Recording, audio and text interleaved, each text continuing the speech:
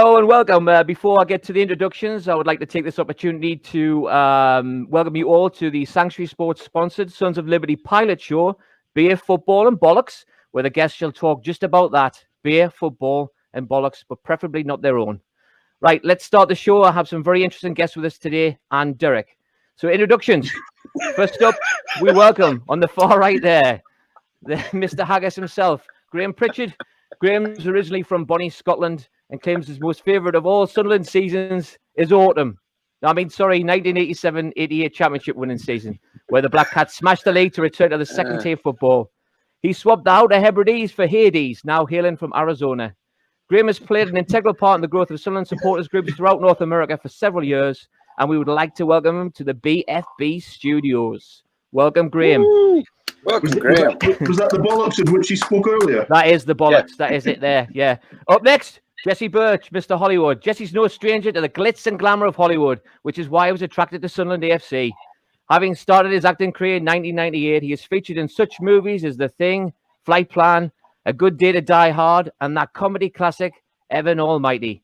Lest we forget the TV shows he's graced over the years, CSI Miami, The OC, Parenthood, and Blackish. For those that don't recognize his face, because it's not really recognizable, maybe his voice will sound familiar, as he's played Bruce Banner, Goliath, Atlas, and Black Dwarf of Marvel fame in many cartoons, as well as providing voiceovers for several popular computer games, including Call of Duty and Warhammer. For his sins, Jesse's red and white through and through, and even mentions this affinity on his wiki page. Originally from Virginia, he, like most Hollywood actors, now lives near LA, California. We look forward to hearing of your next blockbuster. Jesse Birch, everybody. Now then, speaking of blockbusters, we'd like to welcome our final guest, Derek McLaughlin, who was originally from Bensham and used to work in one. That's it. Thanks very much. Okay then, lads. Right, moving on to our first topic. And I want to edge into this a little bit gently. As I said before, to the people that are watching it for the first time, it is called Beer, Football and Bollocks, of which we hope to give you a lot of. You might see us randomly stop mid-conversation to open up a beer, and we'll get back on with whatever we're doing. I'm just checking to see everybody has the beer here. Right, so moving on, we'll edit this gently. Obviously, a very hot topic right now, especially with the return of the Bundesliga. But what are your thoughts on the Premier League starting up again on hang on a minute. Oh. He's opening a beer, lads. Let's hear it. What is it? What are you drinking there, sir? What is it? He's going to have to put his glasses on. He's blind as a bat. Blind as a bat. Right, what we're drinking is it's an Americana Golden Ale. Let Freedom Brew. That sounds like a soul beer to me. Yeah, soul beer. Yeah. It's from the reason that I was attracted to this was it's the Barley Mow Brewing Company. Get away. One of the first pubs I used to start drinking was the Barley Mow. How long ago was that? Oh, that was a while ago. I used to know the bloke who ran that pub. That's another story. It's what's the percentage in that? 4.8. Oh, it's a session beer then. Clearly. 2 IBUs. Whatever that is. Nice and light. And it's from Largo in Florida. Oh, there you are. Local beer for Deck. Deck, for those I don't know. Oh, hell. I see another beer on the horizon here. For those I don't know, Deck actually is a resident of Florida right now, even though he does hail from Gateshead. Graham, what do you have there in your hand? That looks wonderful, apart from those horrible black and white colours outside. That's a bit much, actually, black and white. What the hell? But it's Church Music IPA by the Shop Brewing Company. That's my local near work. Yeah. So this is an IPA 6.7%. Oh, a juicy IPA. That sounds tasty. That. Right, well, we're going to start talking about. Oh shit! There's another beer on the horizon. Look at this, as if by magic. What? It's because it's the beginning of the show. So this is this is what's called a segue, Degsy. I like because this look, it's a wait a minute, it's a true Kölsch. So it's a German, but it's from Almanac Brewing up in San Francisco, and I've never had this, but I've had Almanac before, and they're a fantastic brewery up in San Francisco. And this is a 5. Can I just say, lads, out of all of you, you could tell which one was the Hollywood actor because he even had the right sound effect when you opened the can there. None of you have been able to pull that off yet. None of you. Well, actually, I have a guy here with me who's doing all my Foley. I heard that rumor. Cheers. Oh, hang on, lads. I haven't got one myself yet, man. Cheers. You bastards. Just hold on. Oh, wait, you need one. Exactly, I do. Here, hang on. Okay. Sorry. I'm going to go down the Pilsner route here. This is from a brewery based in Sheboygan. Sheboygan is also known as the Malibu of the Midwest. Yes, this is I've heard that. from a company called Three Sheeps, which again is not. It's also a athletic center in Wales. Three Sheeps, but it's their Pilsner. Now I will tell you, I have had this before. It's a 5.3%. Was that the joke? Yeah, it was. But that's it. Like. Okay, right. I laughed because I was hanging on. I laughed. Well, so That was doing the three Bollocks. sheets is an athletic workout for a Welshman, is it? Yes. It is. Yes. Okay. It is. It's a good Only 3. weekend for one.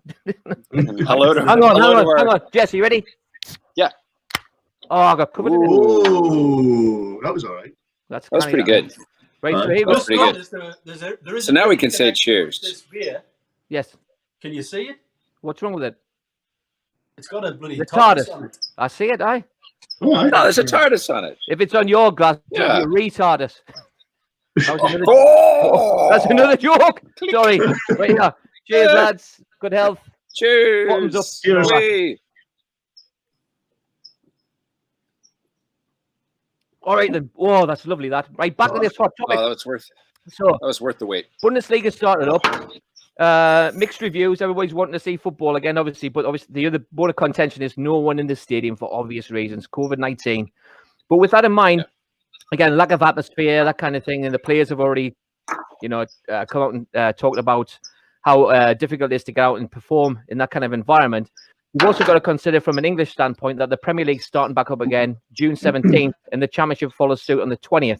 So, lads, just share your thoughts on us going back what some would consider early doors. Over to you. Anyone? I don't know. You don't know? You know what? I mean, what are they talking? They're not talking about stadiums being full. No, They're just absolutely talking not. about the players. Look. There's something that's similar happening whether if I can bring this all back to myself. Of course, for a yes, moment. of course. Thank you. I am an actor after all. No, they're talking about a similar sort of reopening in Hollywood where they're saying, well, maybe there's a way to create these sort of self-contained islands where if you want to do a film or if you want to do a television show, everybody has to agree that they're going to be in this little contained bubble for the 12, 18 weeks that we're going to spend to shoot.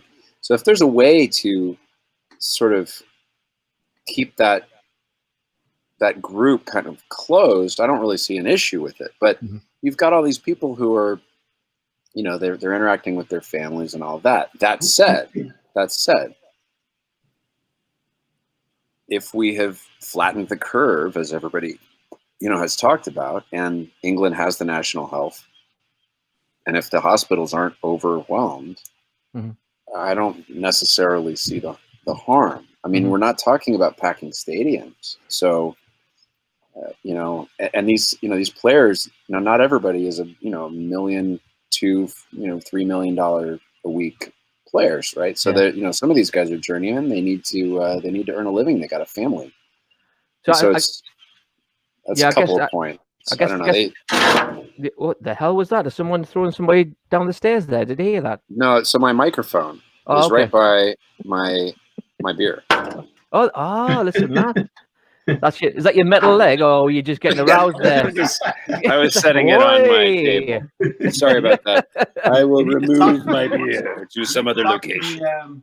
Is it the key grip or the second best ball or something like that? Yeah, I fired him. He's fired. His grip wasn't good enough, Decker. No, he didn't grip hard enough. He didn't grip nearly hard enough. When he grew up, he wanted to be the second best boy. Yeah, apparently. I'm saying no. But if we consider that though as well, I mean, you could also argue then do we really need to conclude the season then? So again, that does tie in with League One and League Two. You can look at it and from an argument's sake, Liverpool 25 points clear at the top of the Premier League. Do they want to be awarded the league with an asterisk next to their name? Probably not. You know, I think they want to play it out. And what are we playing it out for? We play out for the money. What are we really playing it out for? Is there any need to do it? Obviously, from again, used to be from my selfish perspective, I'd love to see the season continue. Thinking about our position, we're actually 1 point, not even that, we're goal difference outside of the playoff positions. And I think if I remember correctly, there's 8 points that separate second to ninth. It's mental. So I think, Premier League wise, I know there's a lot of money involved in it, but we've got to look down at the trickle down effect. So I think looking at Deck, what do you think about the Premier League starting back up? Do you think it's worthwhile or necessary or?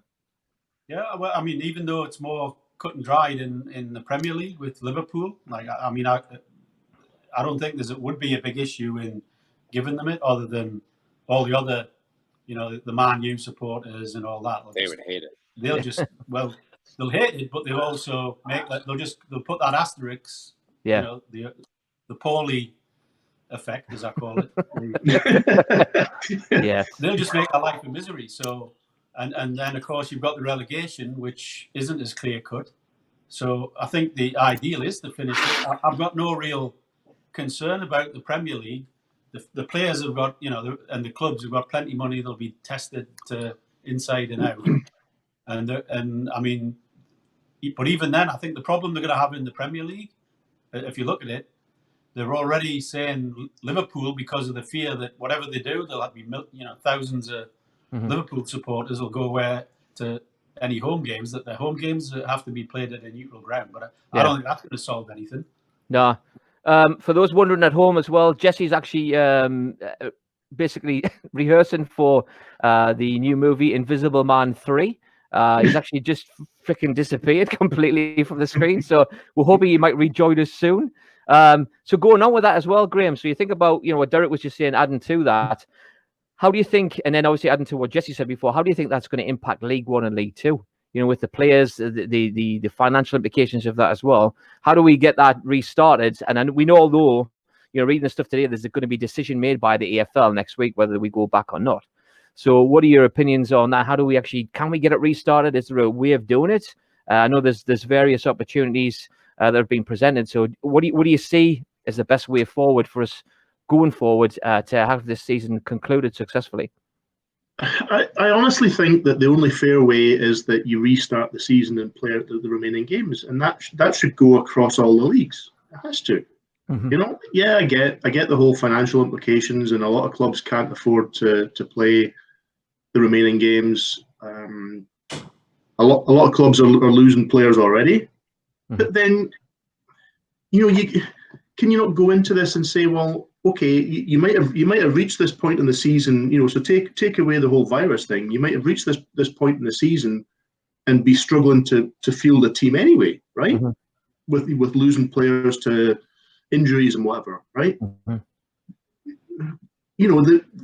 Taking the whole can't really afford to put a game on, taking that out of the equation, you play on with the players you've got available.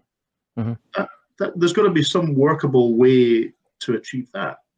I agree. Jesse, where did you go, man? I don't know. I'm sorry. I've ruined the whole thing. You haven't, man. We're still recording. So I know. I was very frustrating. I froze. I could hear you, but I couldn't see anything anymore. And then it crashed my whole computer, and I had to restart. Oh man, what can I tell you? It's okay. We're just killing time till you got back. That's what I figured. Best supporting action. Thank you. You're welcome. That's totally going to get from me. That's the only compliment you get now.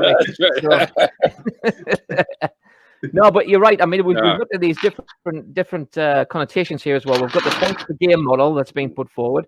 So you look at that, and then we miss out completely on that. And then you think about like Wycombe Wanderers, who are sitting 8th right now. They would jump up to 3rd place into a playoff position. So really, that for me doesn't seem quite as fair. We've got the points on the board.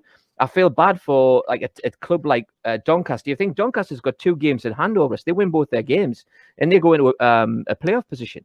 But then you got to look at all the financial implications for those clubs too. And I think one of the things that broke, or what I read earlier today, was the EFL are giving the clubs an opportunity to renegotiate the contracts for the players to extend them out for a period. This is hard to talk and not burp when you're drinking beer, by the way. Oh, completely. It's very hard. I apologize to You're people. taking air and breathing, and then it comes back out. Yeah. So, but you take that into consideration. And as I said, there's other clubs that'll miss out. The financial implications for those clubs that can't afford to be in.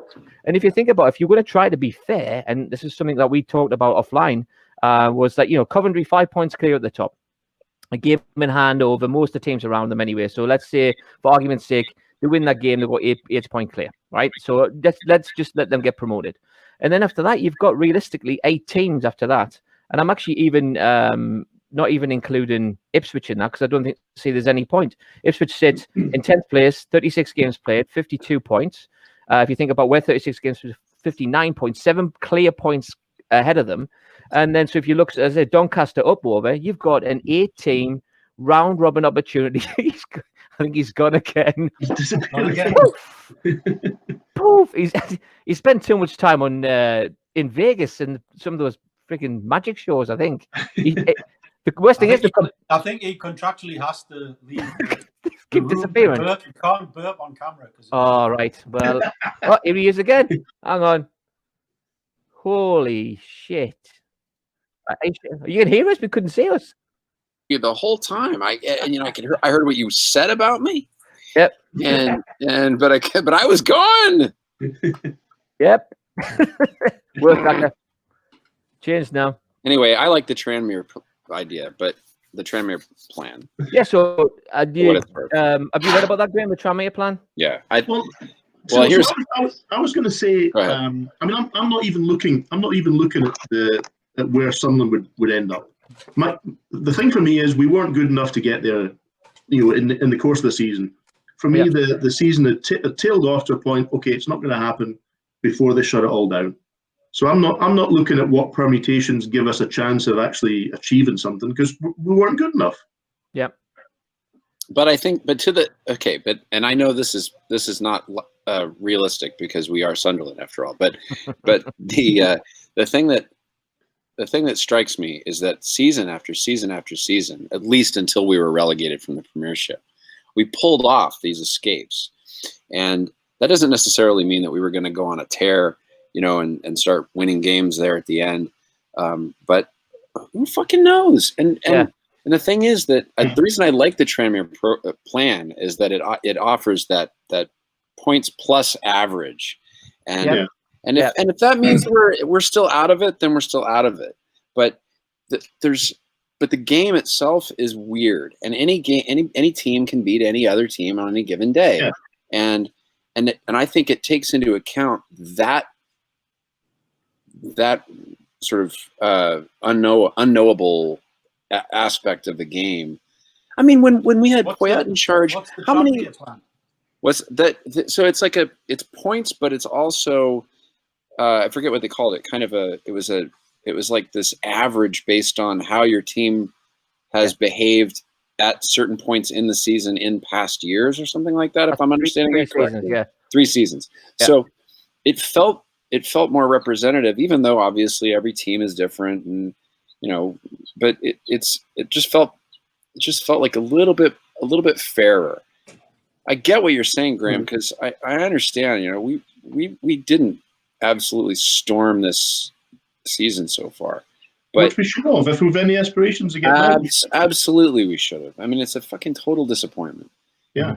But that said, who knows? I mean, we could have pulled it out. We could have gotten better. We could have also just gone to shit. But strangely, I reckon if we play the remainder of the games, I don't think we stand any better chance of getting out, because. And you may be right.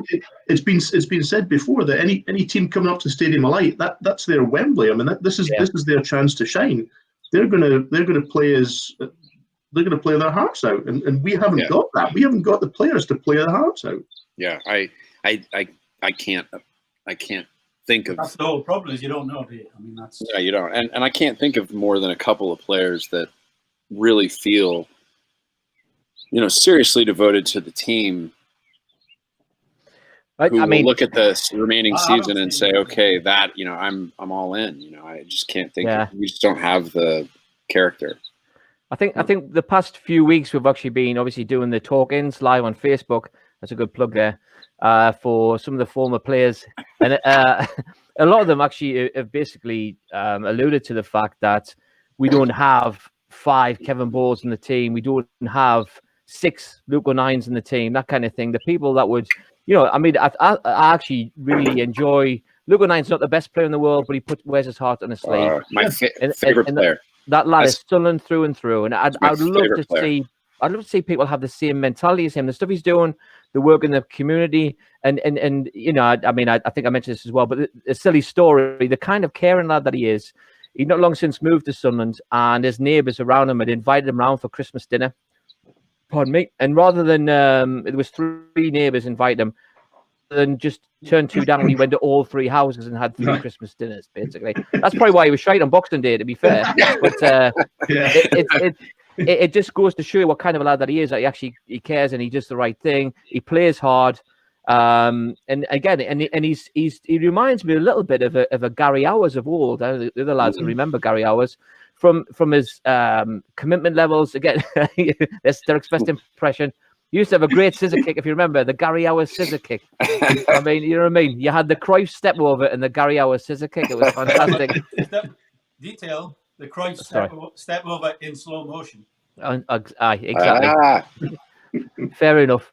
But it's like, have we got that consistently throughout? It's bad because in dispatches, our players individually, if most of them have played well, collectively they've played well for maybe a handful of games this year. Yeah, I know. And I think that's part of the problem. So we had the new management come in.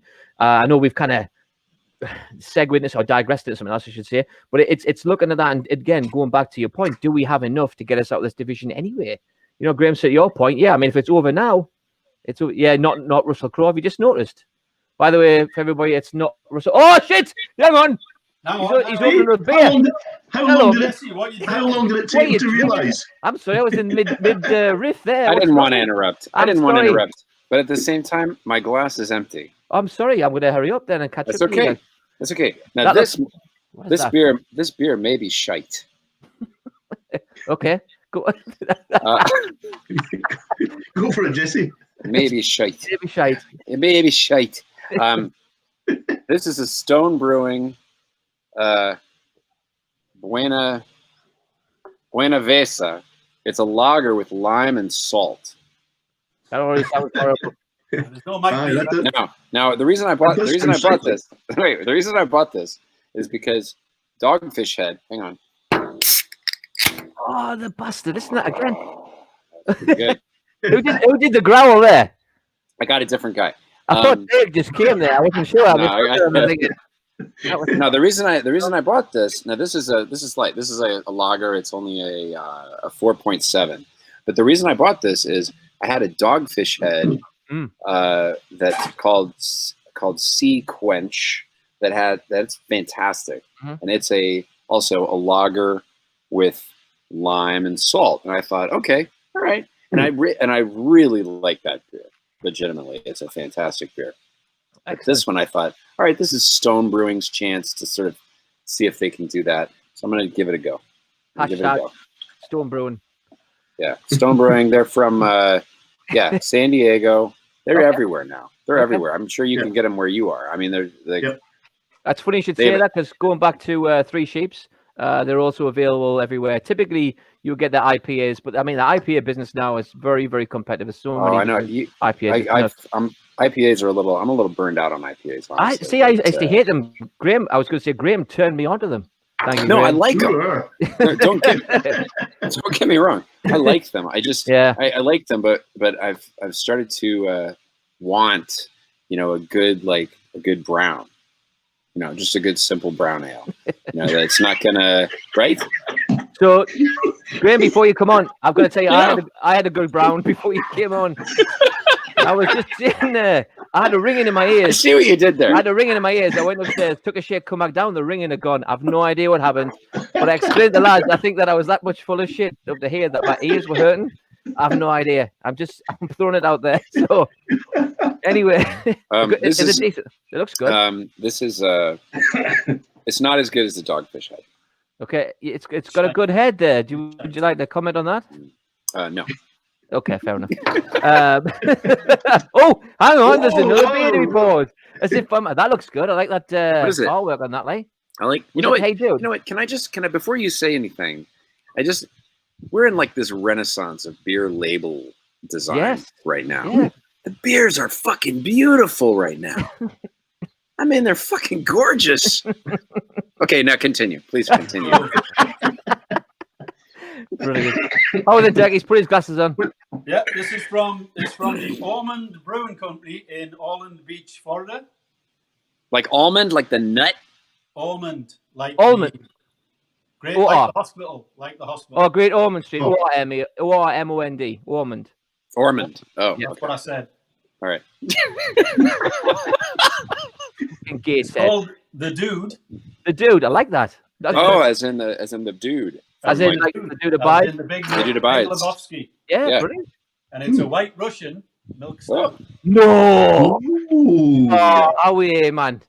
What's Yeah. in it? Like, what do you mean a white Russian milk stout? What the hell? Right? It's Here amazing. you go. It's jet black in colour. Jet black beers matter. 6.5% alcohol. And it goes down.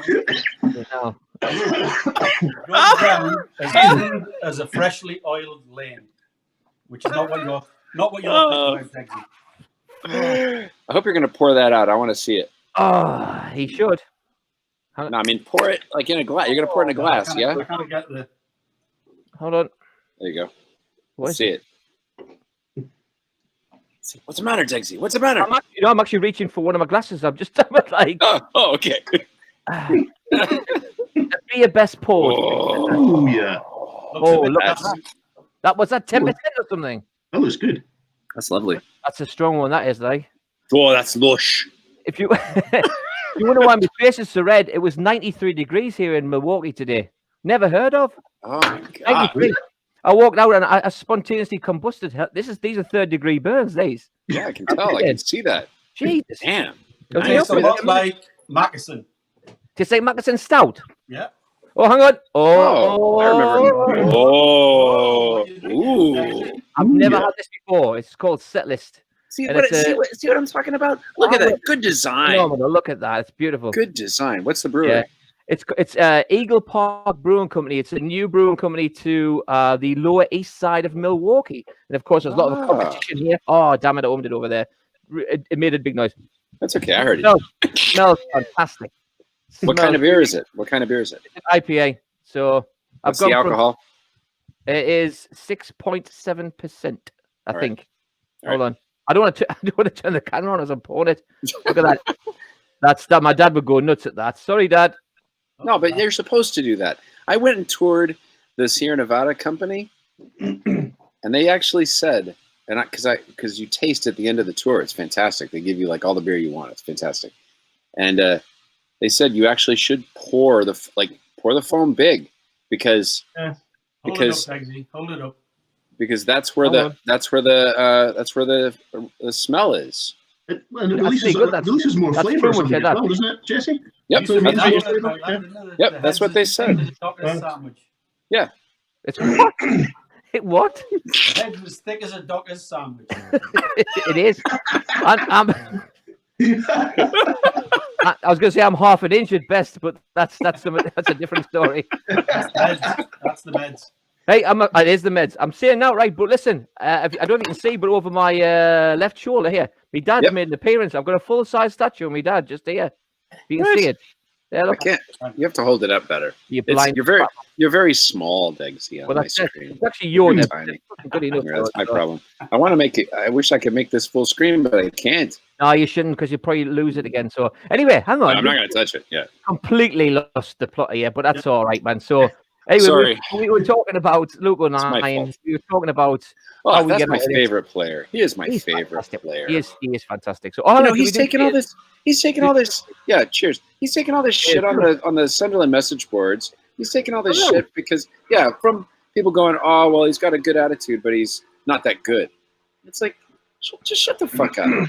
Why are like half the people on the boards so fucking negative about it? I mean, there are people on there going, yeah, Jermaine Defoe, he's not very good.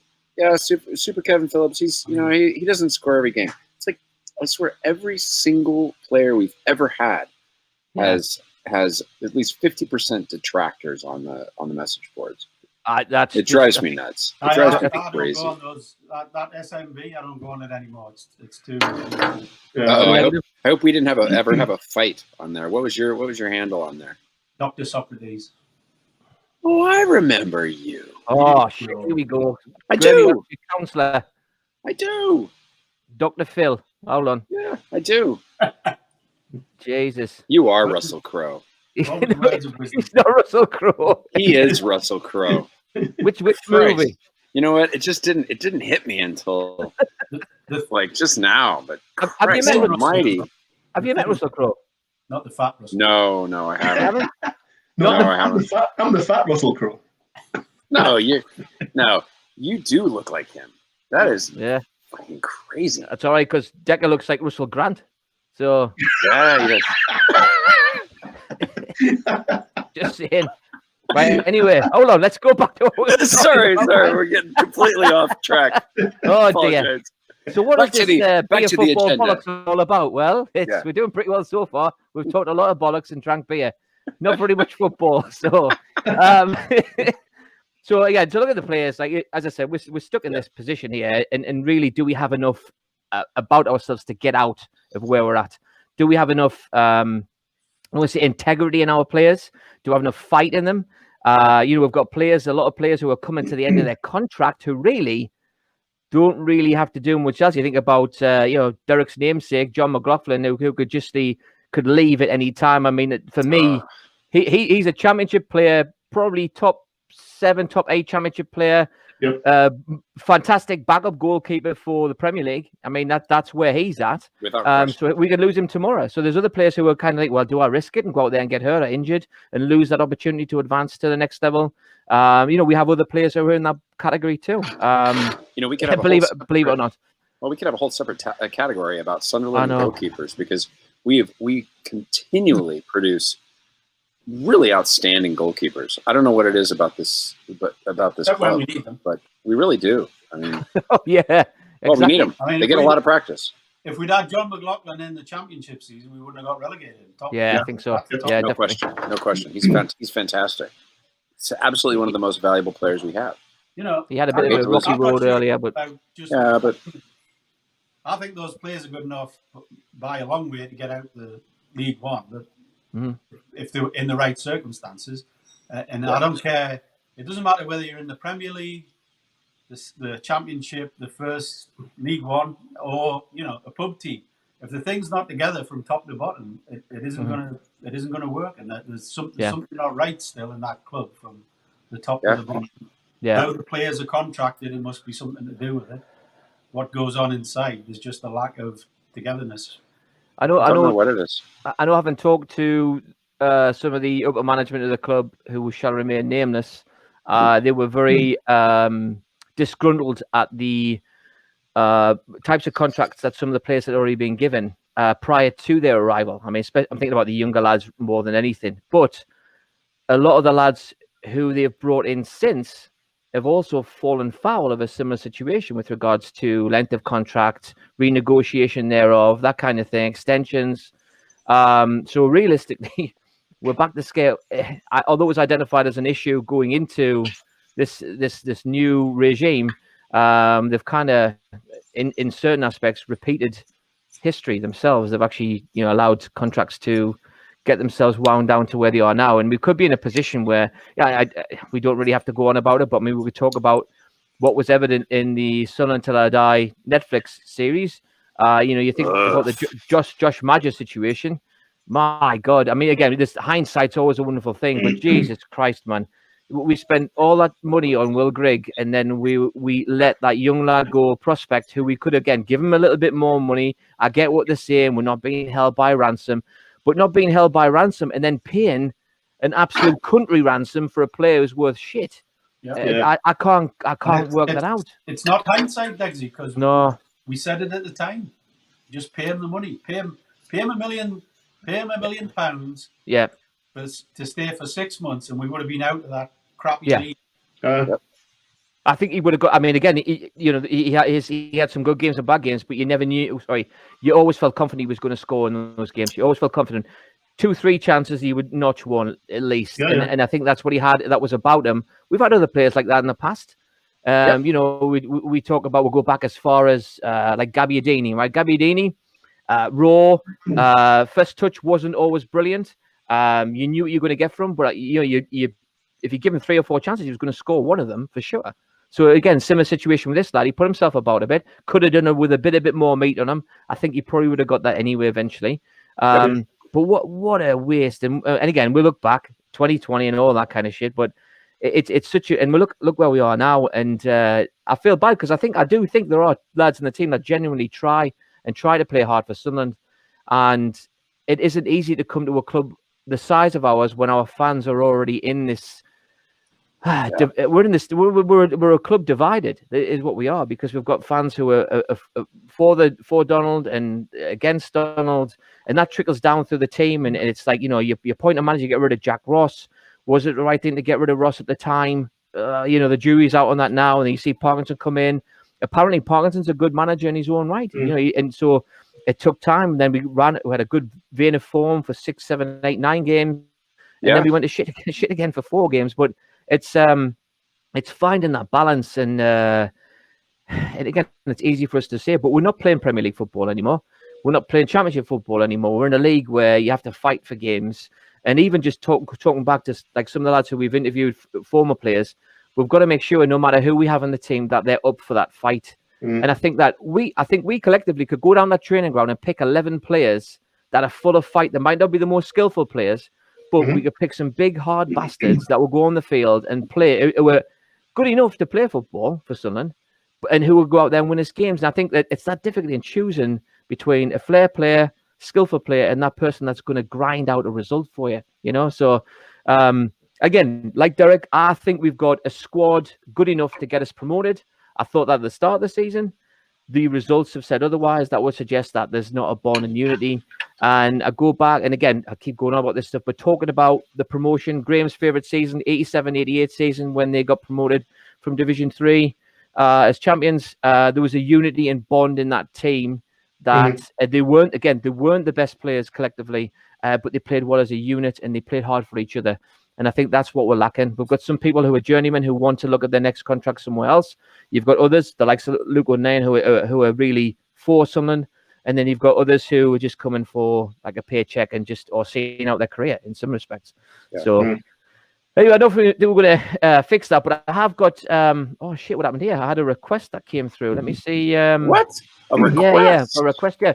We've got a request for a shout out from Paul Williams, West Palm Beach, Florida. He says, can you say hello to my better looking brother, Stephen?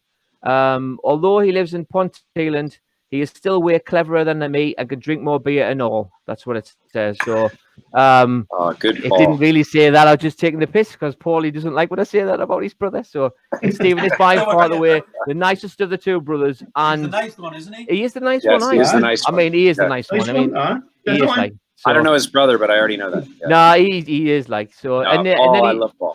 He also put on there. He also asked if we could talk about current affairs as a topic. So, are any of you currently having an affair? No. No, me neither. Right, moving on. So, right, Jess, come on. You've got to do this, right? You're a Hollywood actor, right? Yeah. You've been paid loads of money to be the voice of Bruce Banner in Marvel. Yes. I watched that with my 7-year-old. It was fantastic. Oh, right? Thank you so much. You've starred with people like Cameron Diaz. I have. I actually I'm just putting it out there. I mean, I worked with her. It was very nice. It was lovely. You built like a Bruce Willis house. Bruce Willis. Did I work with Bruce Willis? Well, you did because you're in that. But I didn't work with him. I didn't work with him. He wasn't in the room. Thing. And then Morgan Freeman. No. You didn't read him? I did watch the World Cup in his trailer though.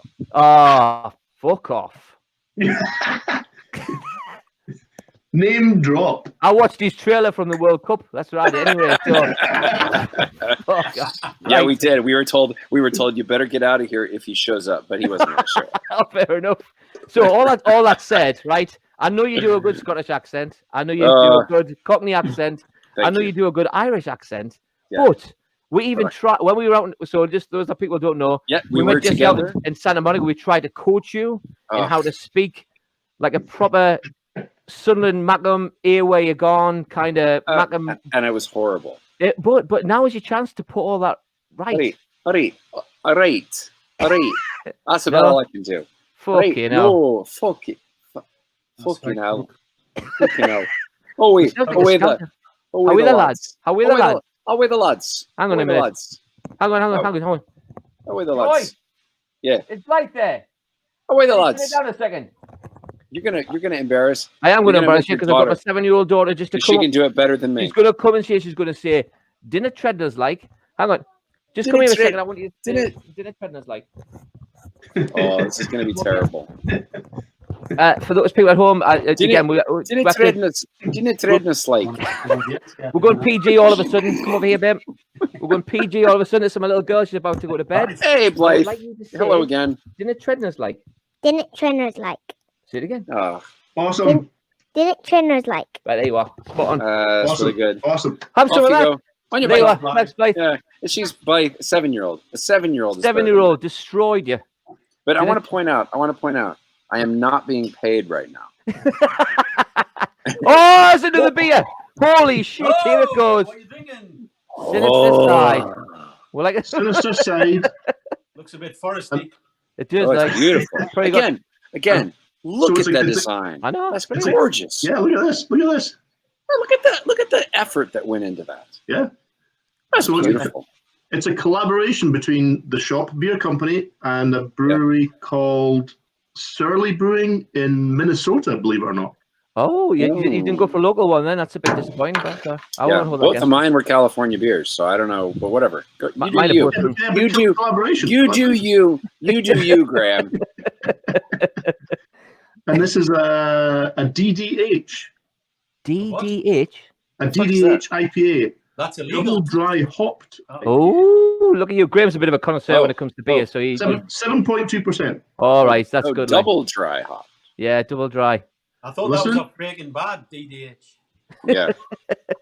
yeah. No, Jesse, Graham, are you frozen? Oh, no, there you are. There you go. Jesse, you went in Breaking Bad. Why not? I didn't ever have an audition for it. Oh, okay, I was never offered enough part. I didn't. You need a new agent, son. Sorry, tell me about it. It's not your agent. Tell me. No, actually, I like my agent just fine. I just never had an audition for that. Well, I'm currently out of work, so if you I can hook you up. Look at that. Oh, that's lovely. Hey, we like that. We like that. Lovely. Now, Graham, now that you had your beer a lot there, I would like to, first of all, toast you again. Oh, look at Jess has finished his second one. I toast again. Cheers, matey. And cheers. Cheers, guys. Cheers, lads. And also to say, just remind people, next year's Independence celebrations are in Phoenix, Arizona. And we'll be it's a bit George. I think it'll be led by Northern Kevin Ball. So that's just for those that are watching for the Bolly. first time. Is he really going to come? Yeah. Oh. No, Did you just come? See that? I just came. This is a real organism or you just acted? Yeah, that was that's what. No, it was real. No, I may have to come over there. You have to, man. That's a trip I can afford. Oh, thank you. Wipe yourself down, man. Thank you, Derek. Thank you. Do you not remember in Fort Lauderdale? Stop, man.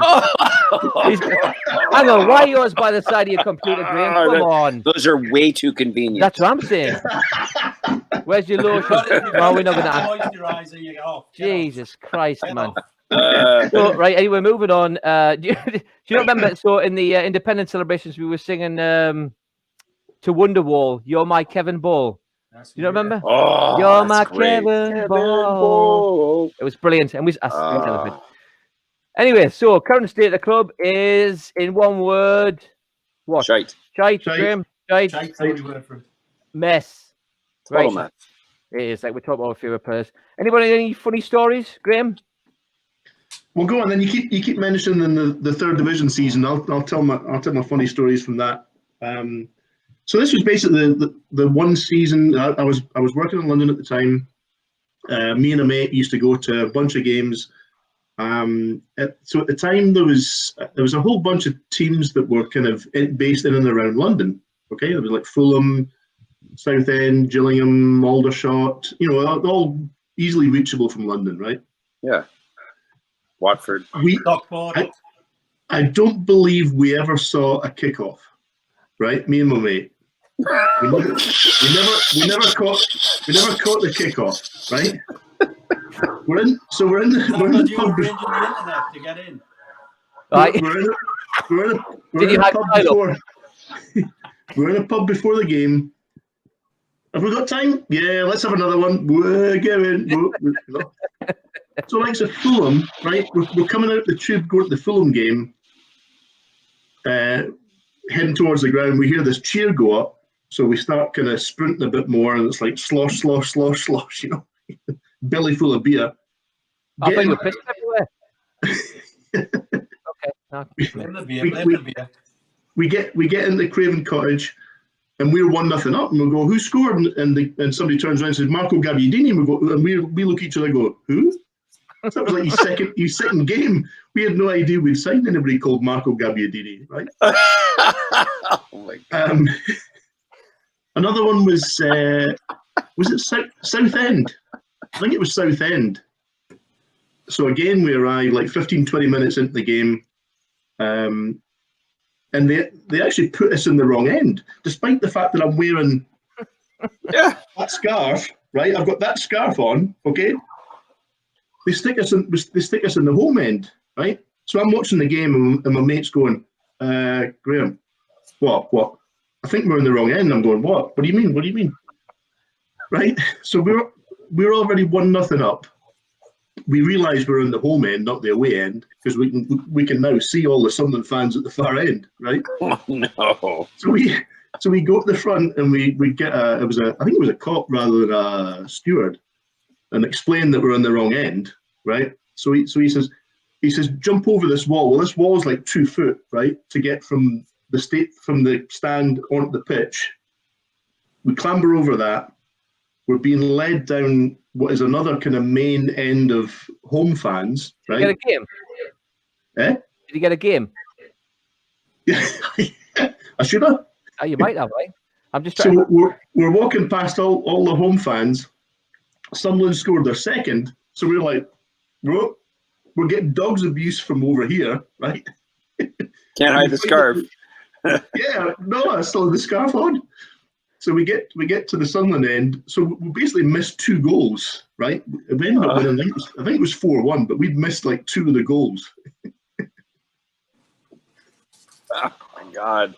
And like most of the games were like that. Like I say, I don't think we ever arrived, before the kickoff. Are we keeping you awake there? Were you checking how hairy your legs were or something? Or are we getting? I've just found. Yeah, I noticed that. A drawer I've never opened in the house before. I'm sorry, we were keeping you boring bastard. Graham, what was in there? Up, He's opening drawers. Graham is talking and telling a story. Yeah, you lost me at drawers. Right, I'm gonna have to just I'm gonna have to come out with it. Like, I've got to say, Graham, it's because you've got a boring, shitty accent. If it had been just like it would have been completely in. Like, I get that a lot. I liked it. We switch off every time you say like fried Mars bars or Mary Queen of Scots. Mary Queen of Scotch. I think Mary Queen of Scotch. He is like Well. So let's talk about the 2 seasons of Sunderland till I die. Let's talk about the first one right quick then. So, oh dear. Hang on, this is called beer football bollocks, not Scotch football bollocks. Derek, are you actually part Scottish because your last name's McLaughlin? No, I'm part Irish because my last name is McLaughlin, but I am part Scottish as well. Which part? Just a good bit. What, your skirt? Donald, where's your trousers? Okay. No, you should have tried to do that with a Scottish accent. Could be worse. You could ask Jesse to speak like someone from Sunderland. Yeah, We'll leave it there. So, Sunderland Till I Die, Full 73 Productions. oh my God, Talk us through first season. First season, in a nutshell. brilliant. Really enjoyed it. Graham? Really also very sad. I'll tell you what. Um, I'll tell you that here's the thing really quickly that I really appreciated because I have never been able to go over there. And so it was a really nice window into, I mean, obviously seeing behind the scenes and everything, both seasons. It's just nice. You feel closer. You know, I felt closer to the support. I felt closer to the club after watching both seasons because I didn't grow up there. You know, it's an adopted club for me. And so I appreciated the fact that it was there. What was the draw then, Jess? What was it for you that was the draw for that then? So when you saw the whatever it is, 8 episodes, what was the draw? I mean, just being able to see the club in a way that I haven't been able to see it just by watching games. You know, watching games online is enough, right? That's it's part of it. But being able to see the academy, being able to see the staff, you know, the woman, I forget her name, the cook, you know, who works there, you know, is fantastic, and just and the people, and also just the people who spend their hard-earned cash and go there game after game after game, just, and get treated like shit because the club is shit sometimes. It's so painful, but at the same time, it made me really love the club in a way that even more. Yeah. And I've it's funny. I've actually talked to a lot of people over here who have watched the show, and they know that I'm a Sunderland supporter, and they support other clubs. You know, there's two parents who go to my son's school, Liverpool supporter and an Arsenal supporter, and they both watched both seasons and have commiserated with me and said, we're so sorry. That's like such a terrible situation up there. But it's really compelling, but again, for me, it was about creating a deeper connection, even deeper than there already was one. Well, we need to get you in the 3rd season, so we'll work on it. That would be great. Cameo. They're out here. Full 73 is out here in LA. They're in like Santa Monica or something. So I don't know. What's that? James Corden. James Corden's part of the. I don't know. He's part of it. Executive board or something up there. I don't think he's a supporter, but No, he's not. No, I think he's part. But but he's one of the executive. He's on the board. Board. Yeah. Graham, you were itching to say something there. I could see. Sorry, Graham. I was just like, no, do it. It's fine. If you're talking about the Sunderland Till I Die, I watched the first season about 3 times, and the first time I watched it, it was kind of, this is good. It's good to see. The second time I watched it, I was sad, right, because you knew what was coming. The third time I watched it, I was just fucking angry. Hold on, stop, Graham. Did you not know what was coming the fucking first time you watched it? Yes, this is what I'm talking about. See, this is what I have to put up with, Jeff. It's like he's been in the time warp, this bastard. How did you not know what was coming when you watched the first season? Like, I didn't know what was going to happen. I watched it all the way through, right to the end. I don't think we'll be stupid enough to get relegated again. You silly arse. Look, I can't believe that. All right, Derek just put a beer up on the camera. Did you? No, just showed the TARDIS. Oh, all right. Sorry, Graham, you were Never saying. Jesus. Yeah, I don't think it would happen again. The 3rd time it finally clicked that we actually got relegated. Even though you'd been through it once and then watched it 3 subsequent times, it was the 4th time that you actually realised that we were indeed relegated. I just kept hoping it would be a different outcome, That's why Graham supports Sunderland. He's like I've got to tell you, every time Olaf watches Top Gun, she thinks Goose is going to survive. I'm just going to say, like, well, you might get away with this time. Yeah, it's like that. Same shit. Unbelievable. So the first season, Derek, what did you think of the first season? I'll be honest, I didn't watch all of it. I got too depressed about 5-6 episodes in. I just gave up. Because unlike Graham, I didn't know what was going to happen. Have you watched the second one, Derek? I've had to put up with 50 years of this I know. crap. So have I haven't like. Yeah, it's only 20. It's only 20 years for me. It's So. never been great. I mean, we were. No. I'm coming up to 40 in this season. 40 years. The second season. Then who's watched the second season?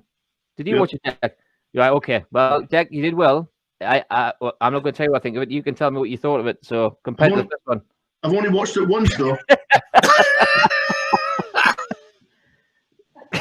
That's fair enough. Not twice, not twice, just the once. Twice. Yeah, that means Just the once. Yeah, it's all good. Jess, what did you think of this second one? Well, obviously the luster of seeing the team, behind the scenes and all that wore off. I mean, it was really, I think Stuart Donald. My impression of him went up a little bit, to some degree. I do think I do think he loves football, and I think he got the idea. I mean, I think he got the idea of what the club was about. I think Methven was like a bargain bin. What's his name from the first season? What was his name? Which one? The guy who was swimming in our facilities all the time. Martin Baines. Scotch guy. Martin Bain. Yeah, Bain. Yes. Yeah, he was sort of Methven was kind of a David Brent version of Martin Bain. Martin Baines is like fucking David Dickinson. You wouldn't know who that is. No, what was that shitty show? And do you remember what that shitty show was? Howard Graham, you have to help us out here. David Dickinson. Come on, man, you haven't been over here that long. I've been here for 17 years. Anyway, I'll find out. Go on. I think that obviously, the Maja episode was fucking horrifying to watch because they knew. I mean, and watching him just bend over for Will Grigg was just utterly painful. I mean, I know if Grigg had turned out to be amazing, if he'd come and just started scoring bags of goals and all that, it would have been a different story. But it wasn't. Yeah. And the fact that Jack Ross said to him, "This is what he is worth.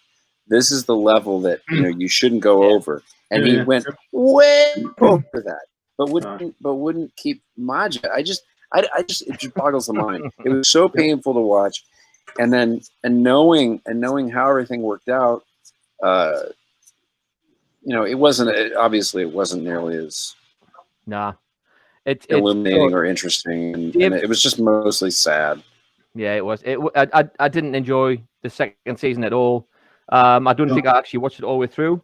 I thought it was a lot of self-promotion from upper management perspective rather than actually focusing in on club day-to-day activities. Now, part of that could have been down to the fact that Jack Ross didn't want the cameras into the changing rooms and stuff, so I kind of get that as well. So the narrative changed, but to plow that time into that, Ibiza DJs, that made me piss myself laughing. Oh, God.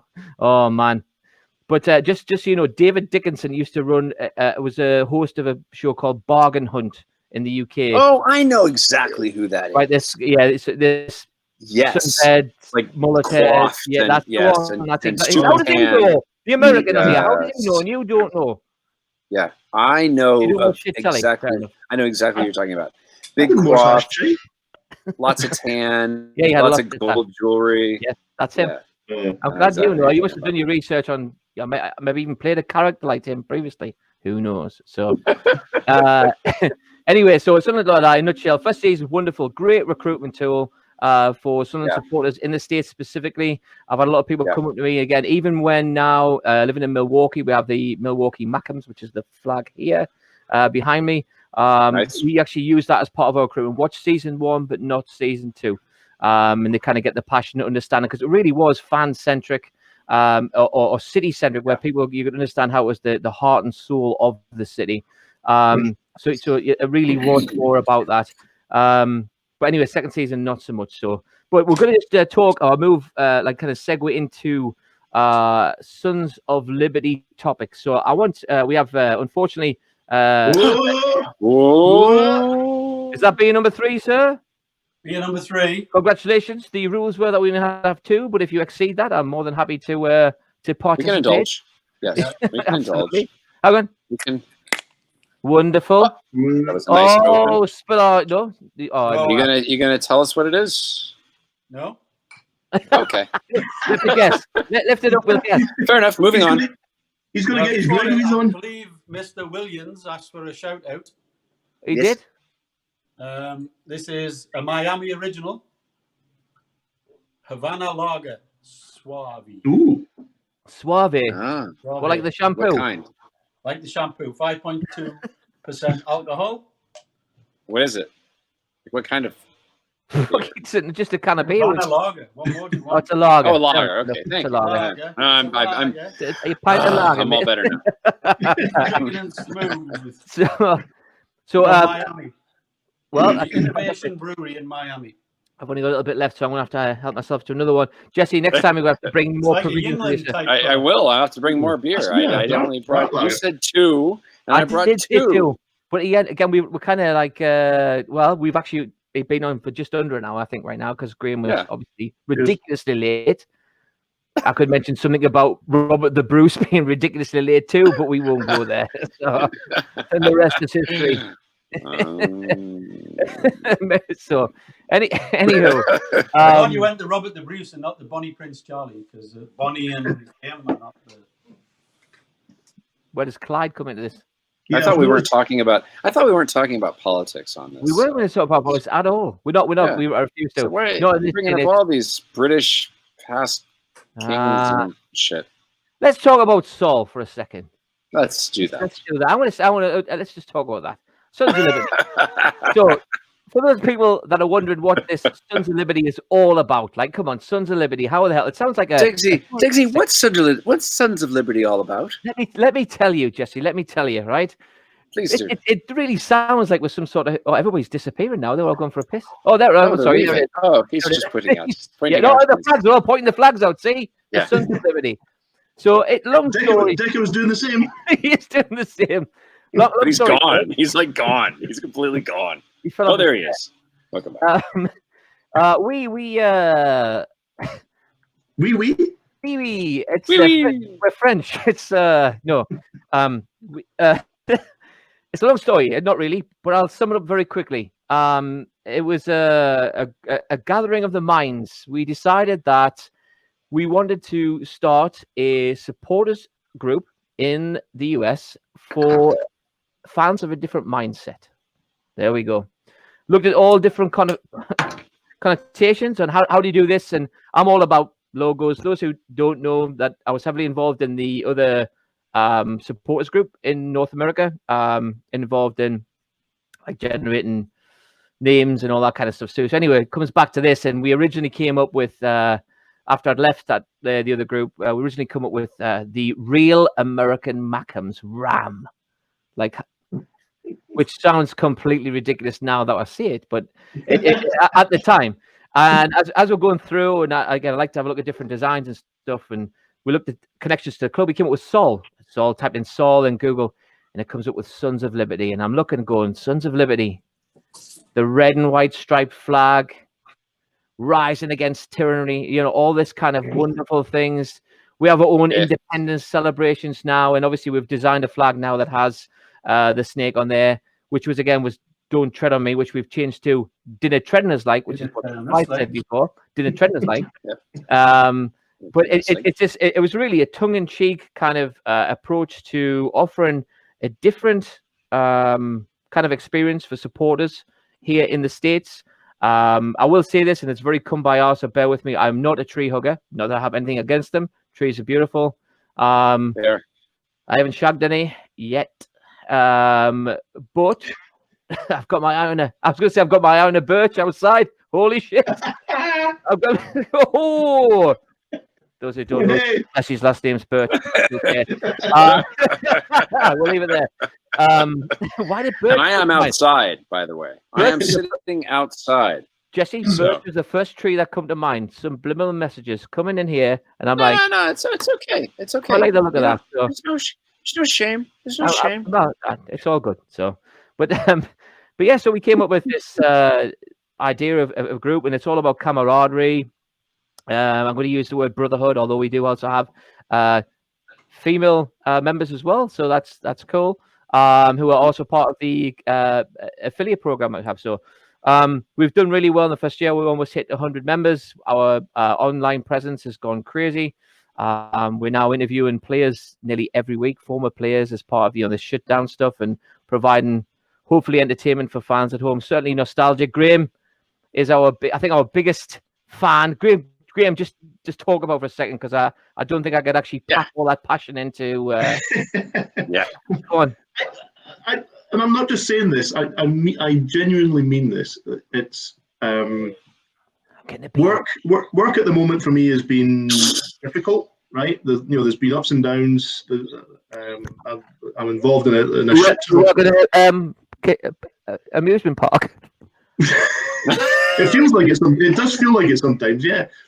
It has been a roller coaster ride of you've got a ton of work to do, and then there's been threats of layoffs, right? So it's been all over the place, right? And you kind of, just when you think each week couldn't get any worse, it fucking does. Each week does seem to have got worse. So the Saturdays, nothing else happens until I've watched the game and watched the talking with the player, right? And my wife will take herself off. She'll leave me alone. I've got my headphones on. I get to focus purely on the game, and then the talking, and then I'm happy for the weekend. It's as simple as that. And it's kept me going. It's kept me going weekend to weekend. I think the intentions were to actually, again, just keep that connection with the fan base, keep everybody together, know that we were trying to do something that's right for not just the members, but also just the Sunderland fan base in general. We've had people log on from, Taiwan, Nigeria, Bulgaria, just various places across the world. Canada, as far north as Canada. But it's just been superb, and just having that interaction and a connection with the players. I've absolutely loved them. I really have. I mean, I'm not just bullshitting. I love them. It's just brilliant. It's been brilliant. And I appreciate that, Graham, as well. What's been interesting as well is actually getting to know these people and just to talk, and they're genuinely interested in what's going on. Now, don't get me wrong. Yeah. Some of these players, I'm not going to use the word seasons. That's not fair. They're what we would class as legends. They've been around the club for a long time, and I think that you get to a stage where I think some people get pissed off of telling their story. Others enjoy living in that moment and will do so forever. I had this week, I had a rejection from one of the players who had requested to come online and do one of the talkings with, which is fine. Again, it's entirely up to them too as well. It's not their scene, but in the same vein, we've got lined up this weekend. We've got Brian Atkinson. He played in the 92 FA Cup final. I know we lost to Liverpool that day. The week after, we've got Mickey Horswell, who obviously won the FA Cup in '73. So we've managed to squeeze all this in. Thank you. Here's one deck prepared earlier. If you just see there. First day cover of the '73 Cup winning squad, including Mr. Horswell. Fantastic. So he actually disturbed him in his bed last night. I've no idea how that might come across. Yeah. Mr. Williams thought you disturbed him in his coffin. So unfortunately, Paul Williams, our good friend in Florida, had actually got players mixed up. He seemed convinced. He was convinced that was the case, and unfortunately, he was wrong. No, he was wrong. So we'll leave it at that. But it's been superb, and we've had, our connectivity with fans across the world as well. I mean, that's part of. We were interviewed for the Sunderland program a while back, and we talked about how we're trying to connect people. It's not about just like what we're doing in the States, and we've got this thing called. It sounds very, again, kumbaya, but Friends of Liberty. So there's people that aren't Sons of Liberty who can't be members because they're not in the US. They join as Friends of Liberty, and we've got people, Black Cats of Italy, the Scottish supporters group, Graham. And is he the only one? He's the only one. It's like, well, Graham, actually, I know Kevin Turnbull is also Scottish, so he counts, I think. What do you mean also Scottish? No, he actually is Scottish. Oh, okay. let's not go. It's too long for. There's not enough time in the day to talk about that anyway. So, but yeah, we're Third pretty was well. actually Sean Connery. Yeah. Yes. Turnbull's in a neck brace right now. He had back surgery. Oh yeah, yeah. Yeah. He looks like Was it a wallet extraction? It was his round. It was like, it's here somewhere. Oh, he'll enjoy that. He'll enjoy hearing that. He will. So anyway, so we're going into our second year now. And another segue. Memberships starting to renew soon, so there'll be communication going out about that. But lads, if you could, the Floridian, I think I spelled that right, and Mary Queen, can you just give just some highlights, maybe even censored highlights or whatever you want to do from the independence celebrations that we had this year in Fort Lauderdale, obviously, which we got in by the skin of our teeth just before COVID-19 went mental. We managed to get a full weekend in of just, well, they'll tell you. So describe it in one sentence. What's the gatherings like, this gathering?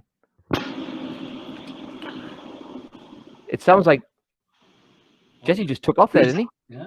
It's the plane. I was trying to silence my mic, but you leaned forward and you took off. I did, and then the plane came. It looked like I was. You're gonna give me to infinity and beyond there. I might even just put that out there. Yeah, sorry. Feel free to go ahead. Please tell about the Fort Lauderdale gathering. I think probably the Fort. I mean, I don't know. I haven't been to all of them, as like some of you guys have been, but the Fort Lauderdale was outstanding. It was just from the Friday night through to the Monday morning. It was just brilliant wherever we went. It's great crack, and everyone, wherever we go, we like people are asking what's going on, and because they've never seen like a group of lads having so much good time. That's a fair review. Graham, what about yourself? You're fairly seasoned. I totally agree with that. Yeah, it's I was going to say it was everything I expected it to be and more. I mean, we talked about what we wanted it to be. Yeah. And it was that and more. Mm-hmm. It was. We've got to think about this, Jess, as well. I'm going to set this picture for you because I know that you know method acting. Are you ready for this? Yeah, I'm focusing. We've got people flying in from across the states to feature in what would be the inaugural independence celebrations for a newly founded supporters group in the United States of America. Okay, I can see it. Very tense. Oh yeah, clearly. But there was a lot of excitement. A lot. Yes. So we're all flying in or driving in from various areas, and en route, obviously we had a full schedule. En route, things started to fall off. Not off the plane. I mean, that would be shit. But the plans that we had. You think about the Premier League games, and then the EFL games start getting cancelled. The MLS games. By the time I arrived for my connection flight in Atlanta, the MLS games are being cancelled. So this full weekend that we had scheduled was just like falling. It was just destructing, right? However, we did the right thing. We made it the best weekend that we possibly could have. Yeah. And it was one of those situations where historically, I think I've had a issue with dwelling on those kind of things, and I have got better. But I think it was one of those where we come together and said, right, we can't do nothing about this. Let's make it what it is. This might be the last time we can get together for a good while, based on what was coming up. And the lads, some of us lasted longer than others. I didn't last very long, and then had a couple of early nights. But it was a fantastic collective and a group of people. And going back to what Deck was saying there before, wherever we went, everybody had each other's back. And I don't mean that from the fact that we were causing trouble. I mean that if someone needed to be sent home, they were sent home, that kind of thing. And they were looking after each other. And for me, that's one of the biggest things that I miss from home. That connection with a good group of friends that will actually look after you if need be. And again, very kumbaya, hugging each other and stuff. It's been great that we've been able to evolve to that level where we have this element of trust for each other, and we're also able to welcome in people in any number to this group who will also be treated in the same manner.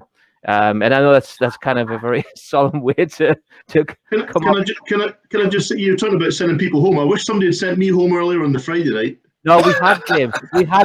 We had sent you home. We're going to send you home, but we couldn't find you. You wouldn't leave. You wouldn't leave, Graham, because someone said, Graham, go home. Huh? Graham, go home. Okay, fair enough. I don't remember any of that. No, I know. Do you not remember I tried to walk home, man? It was like 5 miles away. Where I tried to walk home. I know where I'm going. Don't try and tell me it's this way. No, it isn't. Okay. We left 3 hours after Legsy and got home before him. Oh God. It's very, the shortest and most expensive cab ride of my entire life. But anyway. But you know what? It's gonna make the Phoenix get together all the more special because again, I should hope by then, we'll be through this, or at least a point where people can get together at a more, a close way, and so yeah, that'll make it all the more fantastic. It can't come fast enough for me. And I know that we've got a lot of work to do still before that happens. Even just getting, making sure Borley gets over. Who, as I said, he's accepted the invitation, which is nice. But there's still a lot of work to do before then. But again, it should be more appealing to Sunderland supporters in that region or on the West Coast, like yourself, Jess. Yeah. Oh yeah. I mean, I can get there easier for sure. Yeah, it's more accessible, and it's something that obviously we've looked at. Paul Weir. He's obviously mentioned, Weir. He was like, no, we've just got to go places where it's hot. We can't go anywhere more. It's good. You think about some of the places we've been to. Columbus was probably, when I lived in Columbus, it was probably the coldest place in the world at that time. But there are other options available to us, and I think we could probably circumnavigate the South Coast, come down to maybe some Houston area, somewhere like that, and sure, yeah, there's other fans down there too, and try and do East Coast, West Coast, middle. But yeah, I mean, as I said, this has been having left the other supporters group and come into this, not knowing what was going to happen, and again, just getting together as a collective, just a group of lads having a laugh. And then now we were almost at 100 members. We're growing again. I expect this will surpass that next year. Not even recruiting from the other group. I've got no problem where the fans come from. We've actually brought on board of the people that we had. There's like another 40 people that weren't previously involved with the other groups over here. So we've actually got a slightly different audience as well, which is nice. So, and again, obviously, as I said, the things that we're doing online right now to keep people connected. And some of the social outreach that we're doing. I'd like to get more involved in that. We did some stuff with feedingamerica.com. We're, I think, 70% way through our target, our donation for that too. So I'd like to keep that going. Did you just smash your table there or what? I did. Yeah. I ran my knee into the table. Sorry. In disgust. Sorry. No, it was an accident. It was an accident. Did you look at your missus and ask her to go and get you another beer? No, it was a total accident. I'm really sorry. Did you really ram your knee into the table, or you just? I did. Rehearsing for a part. Okay, it wasn't my knee. Whose knee was it then? No, it was a different member. So what was the best boy's knee? You guys just make me so excited. I'm just so... It's understandable. So we've got to try and end this on a high somehow. Deck, come on, tell me some. I feel like I just have. Oh, no, sorry. I think I should have some more beer. I think before we head in the basement. Deck, Florida, Orlando. Just saying, how we're going to conquer that area of getting fans in. So where people, I'm a Sunderland supporter from the UK coming over, and I want to watch matches in Orlando. What do I need to do? Come to your house? Yeah. I wouldn't let half the lads in that I know come over there. I can tell you that now. You'll end up with Nout. Yeah. Just saying. They'll be outside locked up in a cage. So they'll be used to it. I was going to say, it's typical Sunderland fare right there. So no bother. Now we've got to think about that moving forward as well, how we welcome the people in. And I didn't want to. I forgot to mention I'll be down to Orlando in December, so I'll see you down there then. Just rebooked. So, Jess, how's things going with you? And before we head off, then what do you got in store for you? What's in the immediate future? I actually have a job. I have a job coming up. Why did you do that? I don't know. It's voiceover. I have a lead role in another video game. I cannot say the name of it. Does it rhyme with Wall of Beauty? No. Does it rhyme No. with No. nothing? Okay, fair enough. Damn it. Believe me, I thought- I'll trumpet it to the heavens when I'm done. We're figuring out how to do this. You know, we can't all go to the same studio to record voices anymore. So they're trying to determine how best to record. You know, from either from my home setup or from somebody else's, or they're even talking about sending me equipment to install temporarily at my home, so that then I can sound You need equipment. a hand with that online. Graham is not your man. Oh, Yeah, I know. Jesus Christ, I know, man. Graham. I'm not going to call you. The only, again, for people that are watching this, the only IT specialist amongst us, it took him 30 minutes on here, to get and on. we're all running over. The band's gone to bed. Our lass is shouting at us because I'm shouting to the top of the mic, and it's all Graham's fault. I've got my next door neighbour. saying, "Why am I not You know what else Hey. is Graham's fault? Heart disease. That's your fault as well, because you're Scottish. It's all the same thing. It's all intertwined. It's like that. All intertwined. Oh gonna leave it my there. god!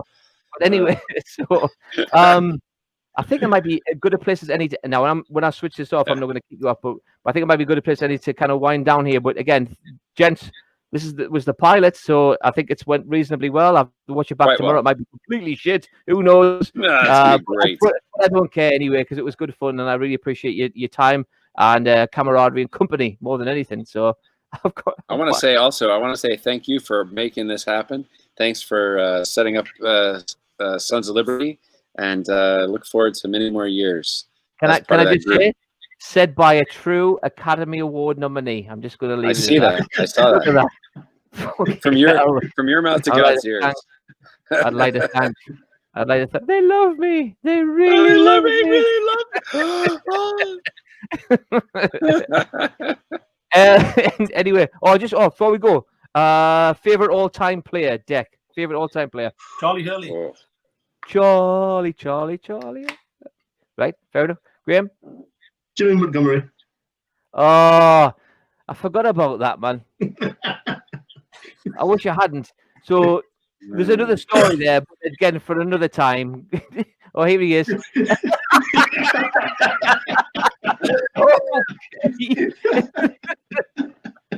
Holy no. Anyway, Jess, yourself. It's I named my dog after Quinn, but it's got to be Kevin Phillips. Oof. Got to be him. Super Kev. Right? Fucking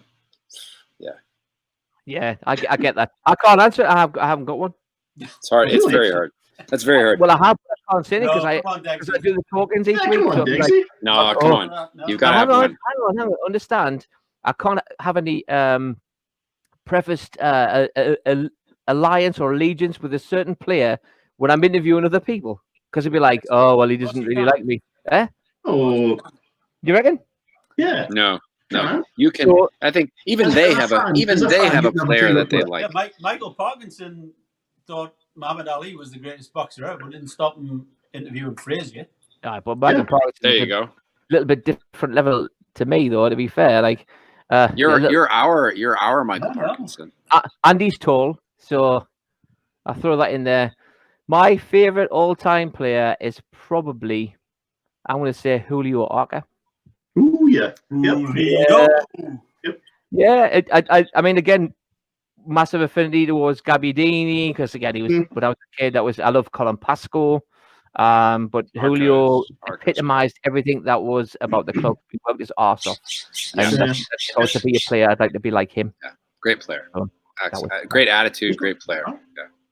We could have 11 of him, right? Well, 10. Arca's like the same as like three of the ones that were brought up. Julio, Charlie Hurley, Niall Yeah. Quinn. Yeah. All nothing to do with Sunderland, came Mhm. to Sunderland and then just were like Yeah. completely bowled over and fell in love with the club Yeah. and the place Mm. forever. Proper, Absolutely. which is Yep. sweet, man. So anyway, that being said, gentlemen, we're going to have to close it somewhere along the line, or we could be here all night drinking, which is not a bad thing, but Nope. it might be. I might get kicked out. So with that said, thank you very much. I'm going to pour some more beer in my glass if I'm going to toast you all. I have nothing to toast with. Well, that's you have to come with 3 beers next time then. So Yeah, I know. I'm gonna pour the last. I'm pouring the last dregs of the one beer I all had. Cheers, lads. to good health. Everybody stay safe. And Away the lads. you ready? Hawaii the lads and Yeah, lads. Black Lives Matter. We'll leave it at that. That's fine. All right. Take care, guys. Thank you. Cheers. Cheers.